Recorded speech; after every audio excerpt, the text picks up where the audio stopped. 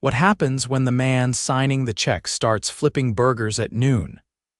That's the question that ran through Jonah Pierce's mind as he zipped up the navy blue trainee polo and pulled the company cap low over his forehead.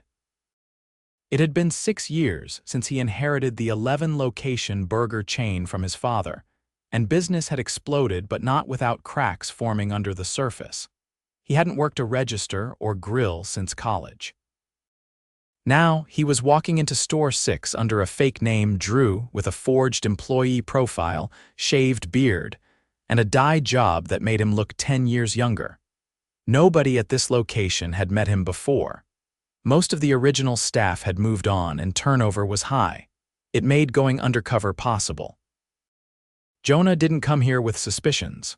No angry emails or lawsuits had brought him in. It was simpler than that. Store performance had dropped, and the last 3 secret shopper reports had been copy-paste positives. Too clean, too scripted. He didn't like that. He entered through the back where the kitchen heat hit him like a wall. "You the new guy?" a tall, lean guy asked.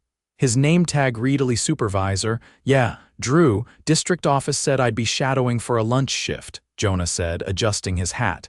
Illy barely looked at him. "You're late," Jonah checked his phone. "It's 11:53. "Exactly, this is lunch. People don't show up on the dot. You gotta be early or you're already behind." Jonah nodded, biting his tongue. He followed Illy to the front line where a short, soft-spoken girl in braids handed out trays with a sharp rhythm. "That's Zadie," Illy said, not bothering to lower his voice. "She's always slow, but at least she doesn't whine like the others." Zadie glanced up but said nothing. Jonah watched her for a minute. She wasn't slow. She was methodical. Every order was double-checked, every tray wiped clean before handing it out. She moved with care, not laziness.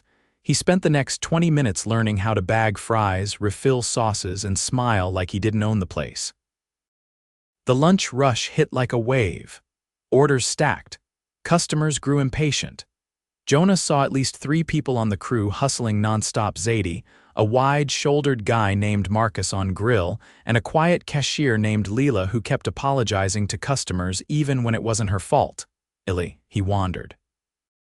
"Illy, we're out of ketchup pumps," Marcus called over the noise. "You got legs, don't you? Go get it," Illy snapped, leaning against the counter with his phone out. Jonah stayed quiet, watching. At 12:30, a man in a tucked-in shirt and slacks walked in through the front. His name tag read Neil District Manager. Illy perked up fast and walked over, all smiles. Jonah stepped back, pretending to wipe the counter. He could still hear them. "Everything smooth today?" Neil asked. Illy nodded. "Yeah, I mean, I've got my hands full with this crew." Zadie's been slipping again. Gave out a wrong order yesterday. Leela's attitude's going sideways too, and Marcus, lazy, I had to tell him twice to stock ketchup. Jonah froze. Neil sighed. "Same people again, huh?" "Yeah." "I'm coaching them, but if it were up to me, I'd clean house." Jonah's jaw clenched. He'd just seen Marcus carry 2 30-pound boxes of patties without complaining. Leela had been nothing but polite. And Zadie? She'd been laser-focused all shift. Neil scribbled something on his tablet. "Send me notes on all 3. I'll flag them in the system. You keep an eye. Maybe start documentation." "Already ahead of you," Illy said. Jonah blinked. This wasn't just laziness. This was a pattern. And it looked rehearsed. After Neil left, Jonah helped clean a spill and restocked the napkins. He stole a moment with Zadie while wiping down the drink station. "You doing okay?" he asked casually. She gave a tired smile. "Yeah, just trying to keep up. Illy's been watching me like a hawk, so I'm trying not to mess up."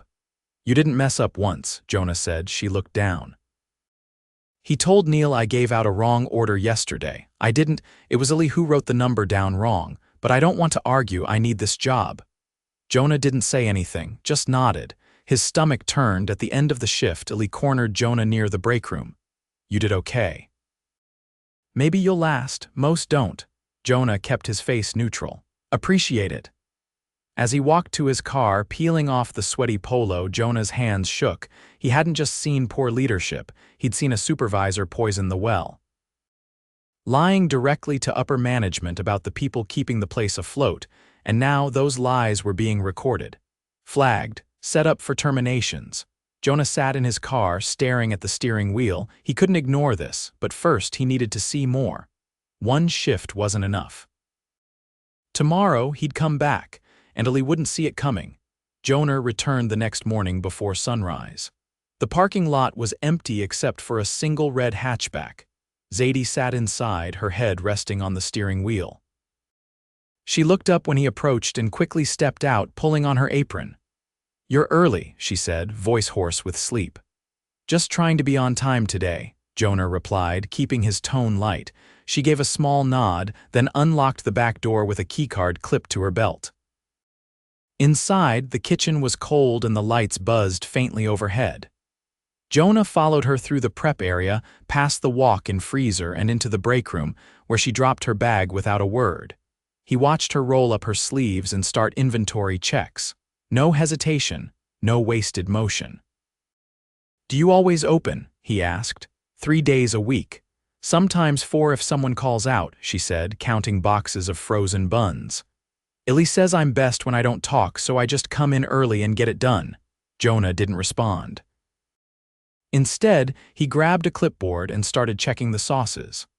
By the time Illy arrived 10 minutes late, Zadie had already stocked the condiments, prepped the register drawers, and organized the to-go station.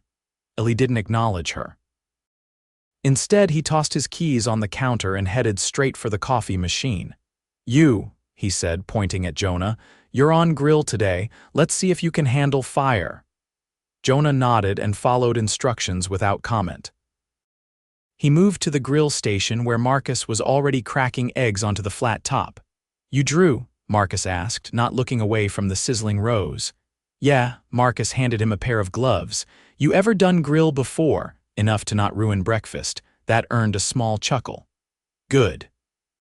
Just watch the timing on the eggs. Illy flips them too early and blames it on the rest of us." The morning rolled by with a quiet rhythm. The regulars came through, mostly construction workers and nurses in scrubs. Jonah kept his head down and watched patterns. Marcus ran the grill like a machine. Zadie rotated between drive-through and lobby, keeping pace with double the usual tasks. Layla arrived later, flinching when she saw Illy, and stayed glued to the front register. By 8:30, the tension started creeping in. Illy hovered, not helping, just watching.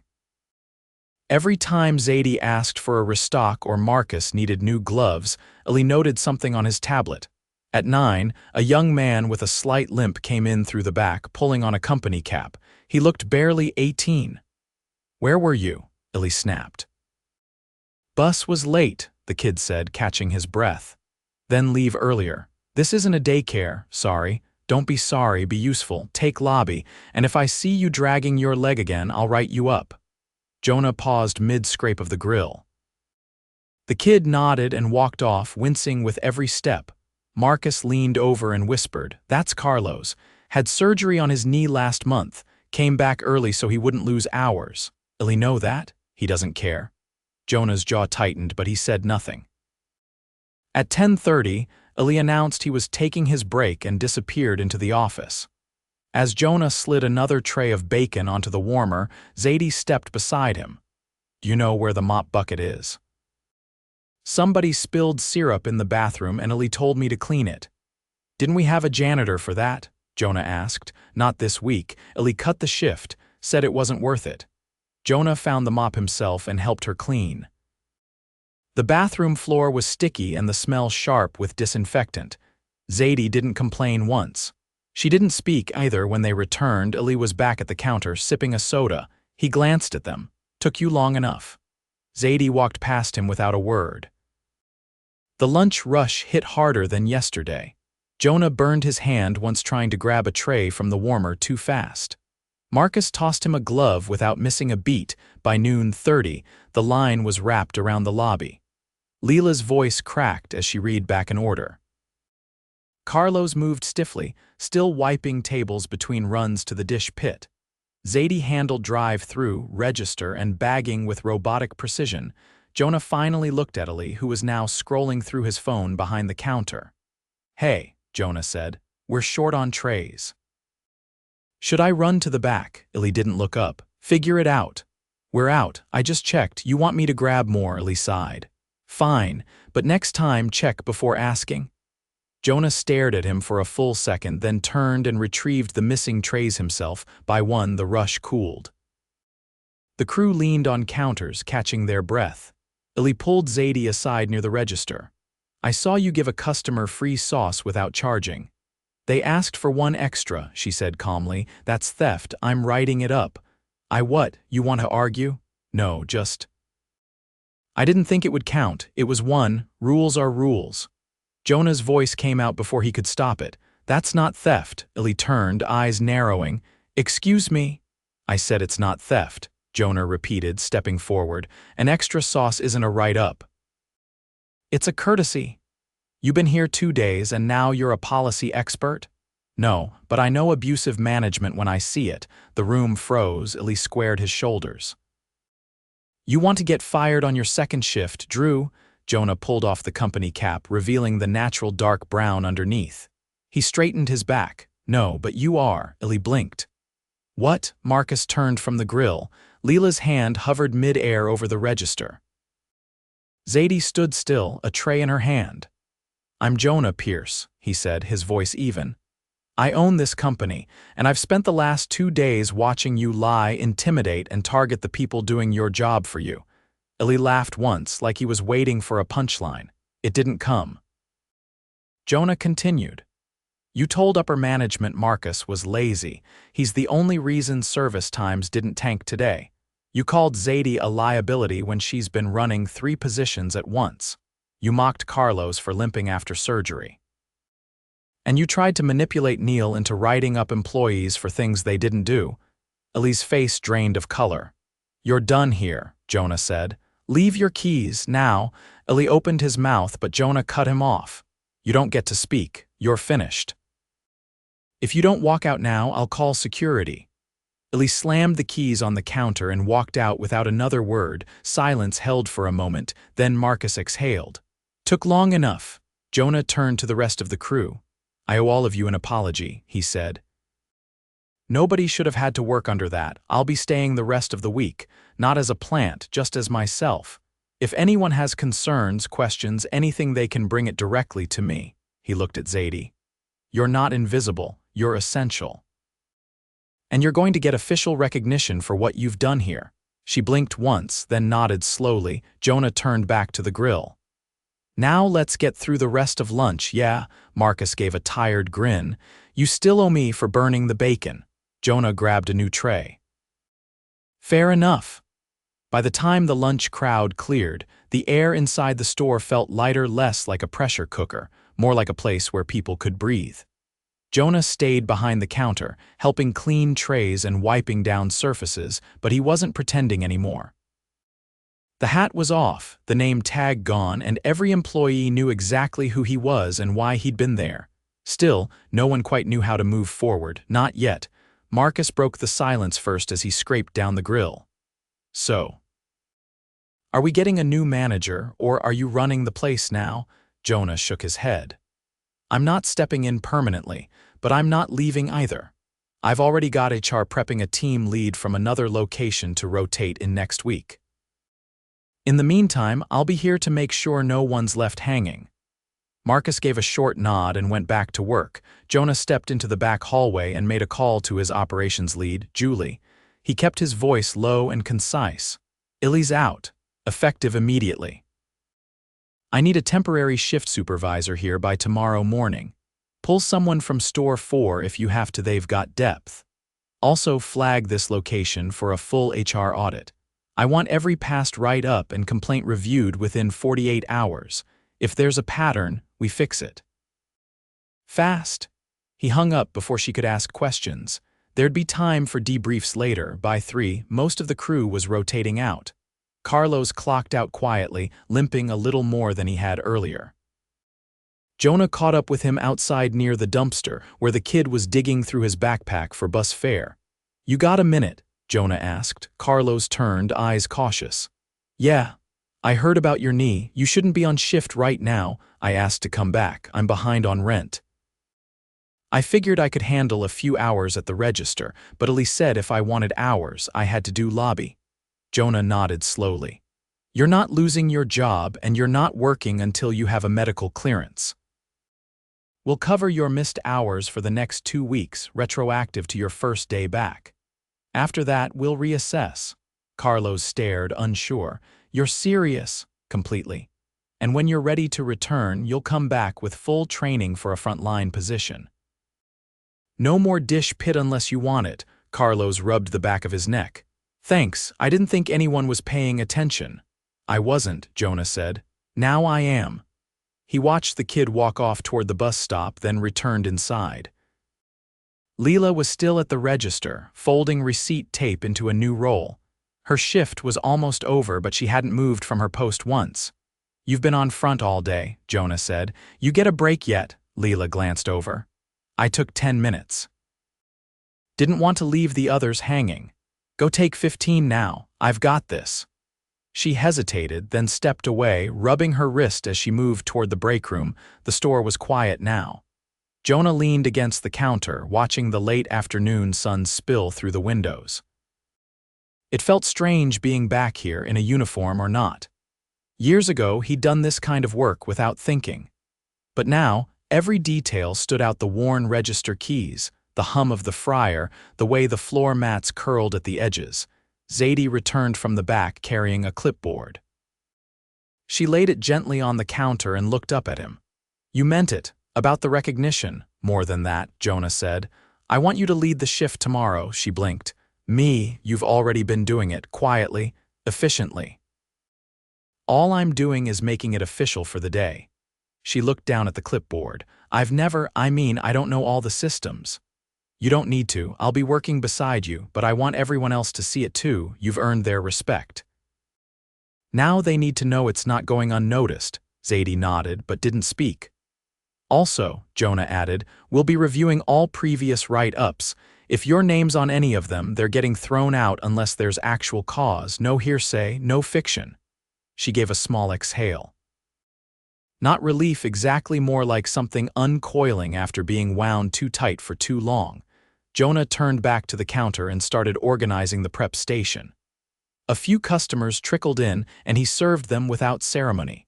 No one recognized him, and he preferred it that way. As the dinner shift approached, a new crew began arriving. One of the incoming team members, a wiry man in his 40s named Deshaun, paused when he entered.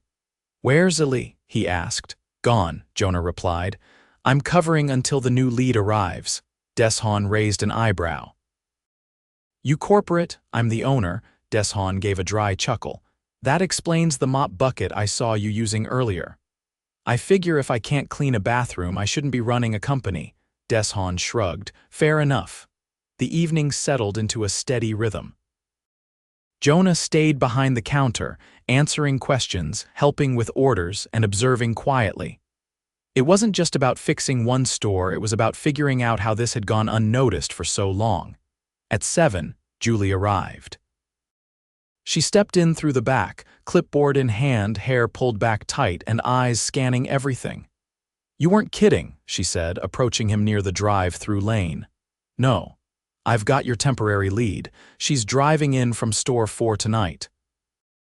HR is pulling all files from this location. Should have a full report by morning. Good. I want standardized reporting rebuilt from the ground up. No more relying on verbal feedback from middle management. If someone's getting written up, I want timestamps, customer logs, camera review, real data. Julie nodded. What about the staff here? You want transfers? No, I want stability. These people don't need to be moved around. They need a leader who listens. Julie tapped her pen against the clipboard. You're staying overnight? Yeah, I want to see the closing shift, and I want to talk to the night janitor, if there is one. Julie gave a short laugh, then grew serious. You shouldn't have had to go undercover to see this. Jonah looked out at the floor, where Zadie was showing another teammate how to adjust the new tray warmer settings.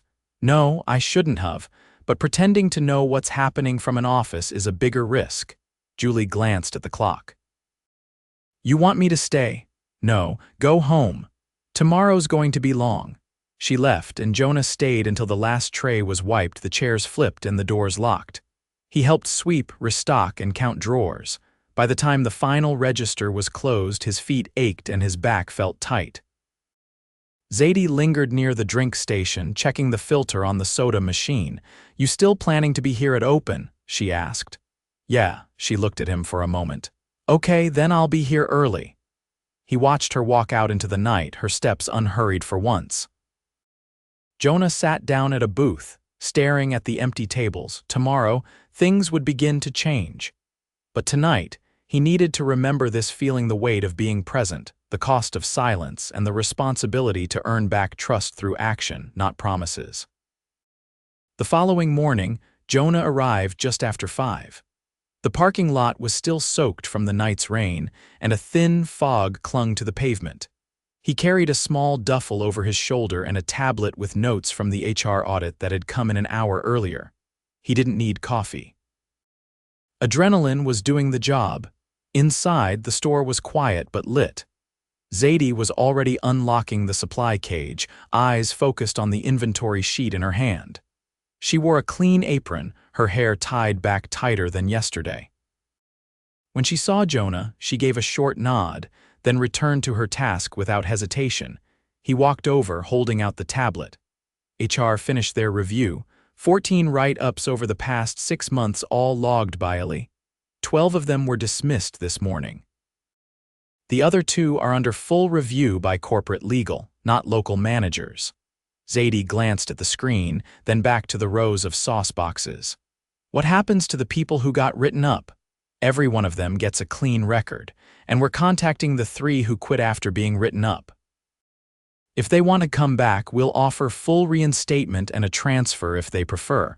She set the clipboard down. What if they don't trust it? They shouldn't, not yet. That's on me.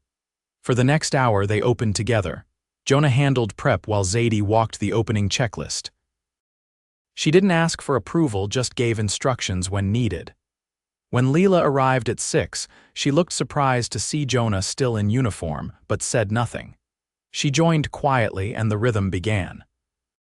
The temporary team lead, a sharp-eyed woman named Marisol from Store 4, entered just before 6:30.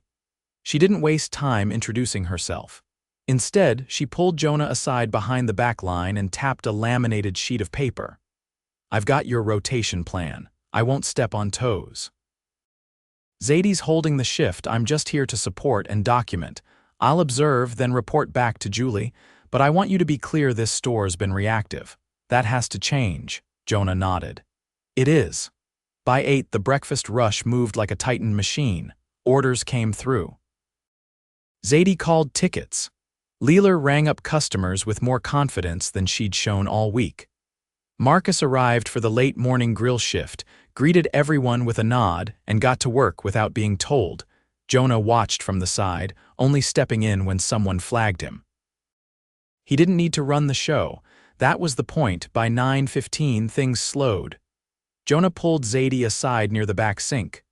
"I want to offer you something," he said. "I'm not looking for a promotion," she replied quickly. "This isn't a promotion, it's a proposal, a pilot program. You'd be the local training coordinator for new hires across 3 stores in the district. Part-time for now with a pay boost. You'd still work here, but you'd guide new employees through their first 10 shifts. I want them learning from someone who actually does the work right." Zadie looked at him, cautious. "Why me?" "Because you already do the job, you just haven't been getting credit for it." She didn't answer immediately. Then, "If I say yes, I need time to think through scheduling. I take care of my brother after school. Then we'll schedule around that, no compromise there. I'll try it, but I'm not going to fake a smile for corporate. I'm not asking you to." They returned to the floor just as a delivery truck backed into the lot. Jonah helped unload frozen goods with Marcus and 2 others. No one needed coaxing. No one dragged their feet. There was no fear behind their movements anymore, just tired efficiency. Once the stock was shelved, Jonah met with Marisol near the office. "Your team doesn't need micromanaging," she said. "They need breathing room. I've already flagged 2 equipment issues. The previous manager never reported broken headset in drive-through and a cooler that runs too warm. This location's been in survival mode." "I know." "Can you stay through close today?" "I can. But after that, you need someone permanent. I'm already vetting internal candidates, she nodded. Don't pull from a spreadsheet, ask the crew. At 11, the first lunch customers trickled in. Jonah stayed behind the line, working register while Leela took drive-through. Marcus handled the grill. Zadie floated between stations, checking trays, correcting orders, and twice stepping in to smooth over minor customer complaints. Then, at 12:30, Neil arrived. He walked in through the front again, holding his company tablet and wearing the same tucked-in shirt. He paused when he saw Jonah behind the counter. Jonah. Neil. I didn't expect, I know. Step into the office. Jonah handed his register over to Leela without saying more. Neil followed him, closing the door behind them. Jonah stood by the file cabinet, arms crossed. I reviewed your feedback logs, he said. You accepted every one of Ellie's reports without verifying a single claim. You flagged Zadie for retraining after a fabricated complaint. You recommended Marcus for disciplinary observation despite no evidence of underperformance. You approved a schedule that placed Carlos on lobby duty less than 2 weeks after knee surgery. Neil adjusted his collar. Jonah, you're not going to explain this away. We put systems in place to prevent this kind of abuse. You bypassed them because it was easy, not because it was right. I trusted my supervisor. I didn't see the need to. You didn't see the need because the numbers looked fine, but you weren't watching the people. That's negligence. You're being placed on immediate administrative leave while HR completes a full review of your oversight practices. If they find intentional misconduct, it won't be leave, it'll be termination. Neil didn't argue. He nodded once, then left without speaking to anyone. Jonah didn't announce it to the crew. He didn't need to. They saw Neil leave, and they saw that no one followed him. By 2, the store was running with a steadiness Jonah hadn't seen in weeks. There were still mistakes, still minor delays, but not one person looked over their shoulder waiting to be blamed. After the rush, Jonah called the full team into the dining area. No speeches, just a conversation. I'm not going to pretend this week fixes everything, he said. But I've seen what this team can do when no one's holding them back. I've seen who steps up, and that changes how we move forward. He turned to Marcus. You'll receive a retroactive raise effective today. And we're enrolling you in our kitchen lead certification if you're interested. To be honest, I didn't think any of you upstairs cared if we showed up at all, Marcus replied. I didn't. That's why I came down. He turned to Leela. You've got the lowest error rate on register across the district. I'm sending you to a customer service training in 2 weeks. When you finish, we'll fast-track you for assistant shift lead. Leela blinked. I didn't think I was. Lead material. You are, he turned to the group. Anyone here who had a write-up under Illy, consider it gone. If you've got concerns, bring them to Marisol or directly to me. We're rebuilding trust, not demanding it. No applause. No dramatic reactions. Just quiet acknowledgement, some nods, a few glances exchanged, and people returning to their stations with a little more steadiness in their step. By 5, Jonah stepped outside, the duffel back over his shoulder. He paused near the dumpster where he'd spoken with Carlos the day before. The kid wasn't there. He'd been given the day off. Jonah looked back through the glass. Zadie stood near the front, training a new hire on headset protocol. Leela was walking a tray to a table, smiling not because she had to, but because she wanted to. Marcus leaned against the prep station, glancing at the monitor with the quiet confidence of someone who finally had a reason to stay. Jonah exhaled. He hadn't fixed the company, but he'd started listening. And now they were ready to build something better, together.